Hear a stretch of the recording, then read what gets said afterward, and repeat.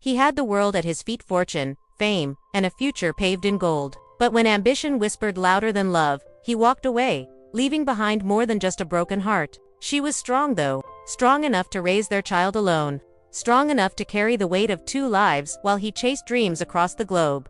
Years passed. The millionaire lived in penthouses and private jets, celebrated by strangers who only admired his wealth. But every night, when the parties ended, silence followed him like a ghost. He had everything, except the family he left behind.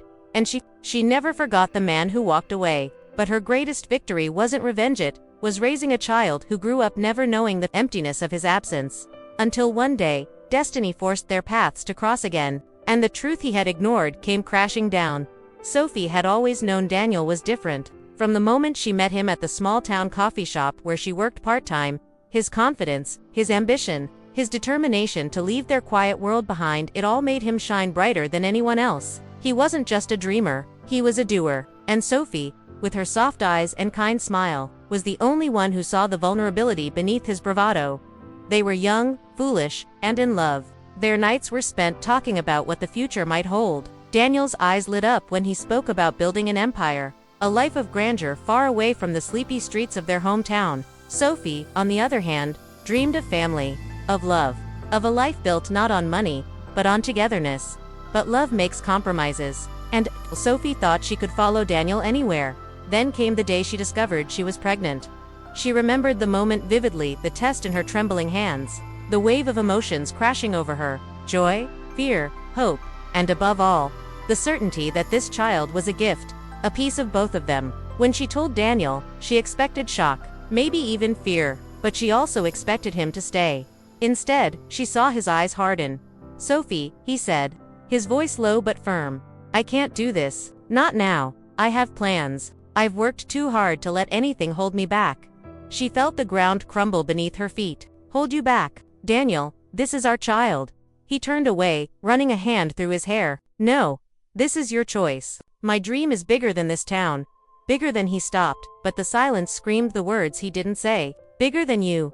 Tears blurred Sophie's vision. "So you're just going to walk away? From me? From us?" Daniel's jaw clenched. "I'll send money when I can, but I can't stay. I won't give up everything I've worked for. Not for this." And just like that, he was gone. The years that followed were not kind to Sophie, but she endured them with a strength she didn't know she had. Raising a child alone meant sleepless nights, endless sacrifices, and a constant battle between exhaustion and determination. She named the boy Ethan, after her father, a man who had always stood for honor and love. Ethan was her reason to keep going, the light that kept her from drowning in bitterness. Money was tight. Sophie took on 2 jobs, working mornings at the local diner and evenings cleaning offices. She stitched his clothes when they tore, skipped meals so he wouldn't go hungry, and told him stories at night so he would never feel the emptiness of not having a father. And she never once told Ethan the truth that his father had chosen wealth over family. Instead, she painted Daniel as a traveler, a man too busy to come home, but one who loved him from afar. But inside, Sophie's heart hardened. Every birthday Daniel missed, every milestone he ignored, every scraped knee or school play where Ethan looked hopefully into the crowd only to find his mother alone, each moment carved another scar into Sophie's soul. Still, she never let her bitterness spill into her son's life. She wanted Ethan to grow up with love, not resentment. Meanwhile, Daniel's world was everything he had imagined. He became the face of success, a self-made millionaire who graced magazine covers and television interviews. His company soared to unimaginable heights, and his calendar was filled with meetings, parties, and awards. Yet, even in the midst of applause and champagne, he often felt a strange emptiness. He tried to drown it with luxury fast cars, high-rise penthouses, exotic vacations, but every night, when the lights dimmed and silence crept in, Daniel found himself wondering what he had left behind. He told himself he didn't regret it, that his sacrifice had been necessary, that love, family, those things could wait. Success couldn't. But as years went by, and as he watched other men his age with children by their side, laughter echoing in the background, the walls he had built around his heart began to tremble. Still, he never reached out. Pride held him captive, and fear, the fear that Sophie would slam the door in his face, the fear that his son wouldn't know him, the fear that it was simply too late, kept him silent. By the time Ethan turned 10, Sophie had built a small but stable life, She had saved enough to move out of the tiny apartment and into a modest home with a backyard where Ethan could play. She still worked hard, but she smiled more often. Proud of the boy, her son was becoming kind, intelligent, with a spark in his eyes that reminded her so much of Daniel.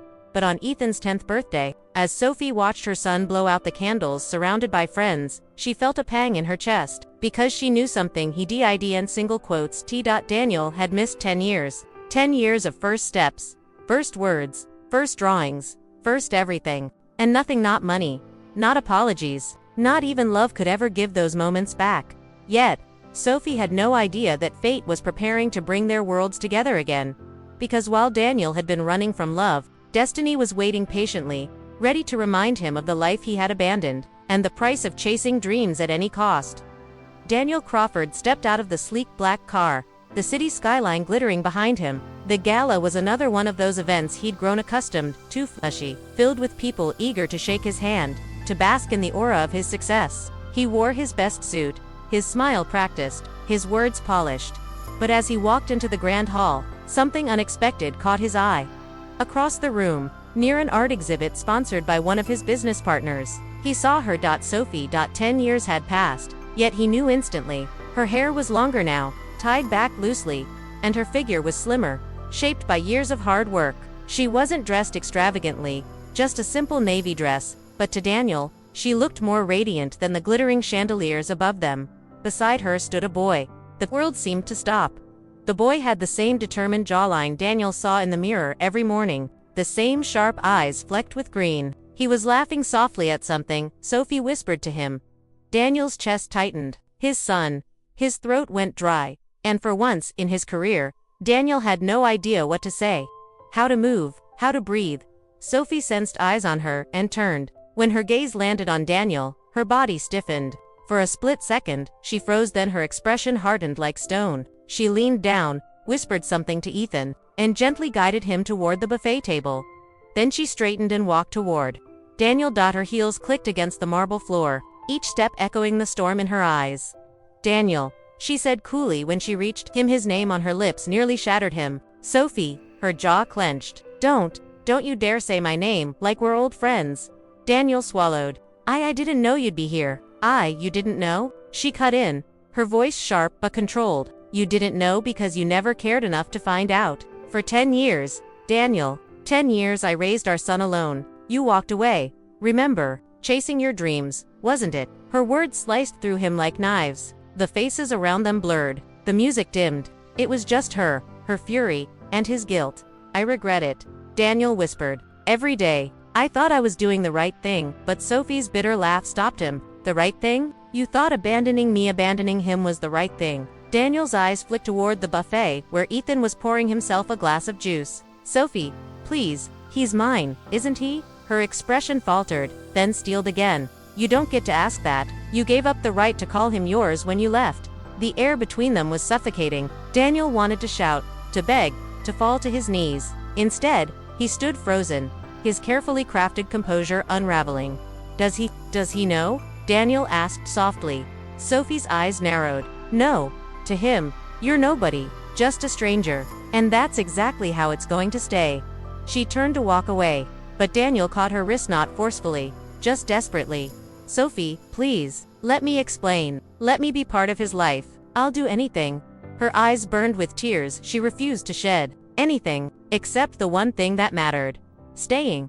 She pulled her hand free and walked back to Ethan, who smiled up at her with the trust only a child can give. Daniel stood rooted, watching the family he'd thrown away, feeling the crushing weight of regret settle deeper into his chest. That night, Daniel couldn't sleep. He tossed in his penthouse bed, surrounded by the spoils of his art paintings, marble floors, the skyline stretching endlessly outside his window, but all he could see was Sophie's face, her anger, her pain, and Ethan, his son. He realized he didn't want boardrooms or shareholders. He wanted to know the boy's favorite color, his laugh, the way he dreamed at night. He wanted to be a father. But how could he, when Sophie's wall was impenetrable? In the weeks that followed, Daniel found himself drawn to places he never would have gone before. A small soccer field on Saturday mornings, where Ethan played with other boys. A modest school auditorium, where Ethan performed in the class play. A local park, where Sophie read while Ethan ran around with friends. Daniel never approached. He simply watched from afar, a shadow haunted by the life he had abandoned.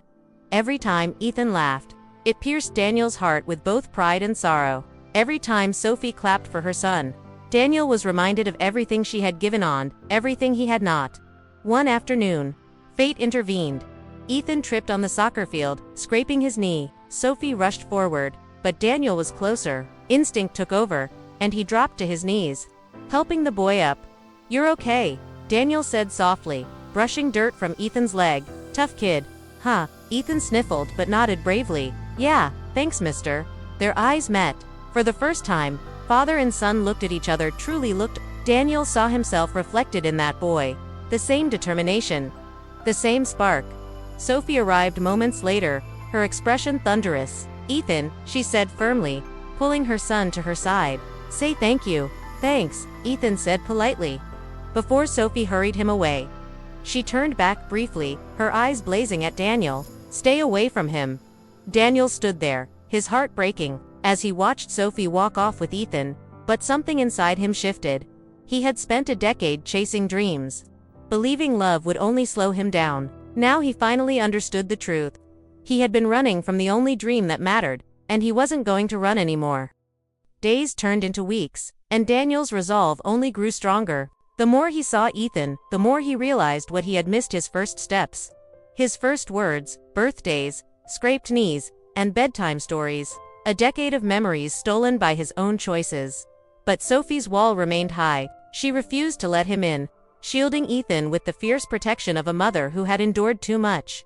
One evening, Daniel requested a private meeting. He didn't send flowers, didn't send his assistant. He simply showed up at Sophie's modest home, wearing no suit, no watch, no mask of wealth, just himself. When Sophie opened the door, her expression hardened immediately. "What are you doing here?" "I need 5 minutes," Daniel said quietly. "Not as a millionaire, not as the man who left, just as Ethan's father." Her grip on the door tightened. "You don't get to call yourself that." "I know," Daniel said, his voice breaking. "But please, let me try to earn it." Reluctantly, Sophie let him in. The house was small but warm, filled with framed drawings, books, and the faint smell of cookies. Daniel felt a pang of shame. Sophie had built all this without him, while he had been sipping champagne in penthouses. Sophie crossed her arms, standing like a guard. "Say what you came to say." Daniel drew a shaky breath. "I was young. I thought success would give me meaning, that if I built an empire, I'd finally be someone. But every deal I closed, every trophy I won, it just reminded me of what I'd lost. You, Ethan. The life I should have chosen." Sophie's eyes glistened, but her voice was cold. "Words are easy, Daniel. I had to hold him through nights of fever, tell him why he didn't have a dad at school events, work 2 jobs just to keep food on the table. Do you know what it feels like to watch your child cry for something you can't give?" Daniel's throat tightened. "I don't, and I hate myself for it. But Sophie, please, let me try to be in his life now. Not for me, for him." At that moment, a small voice interrupted. "Mom." Ethan rubbed his eyes, walking into the living room in pajamas. He froze when he saw Daniel. "It's the man from the soccer game." Daniel knelt down, his heart pounding. "Hi, Ethan." Sophie stiffened, but Ethan tilted his head curiously. "Why are you here?" Daniel glanced at Sophie, then back at Ethan. "Because I made a mistake a long time ago. I should have been here, with you and your mom, and I'd like the chance to make it right."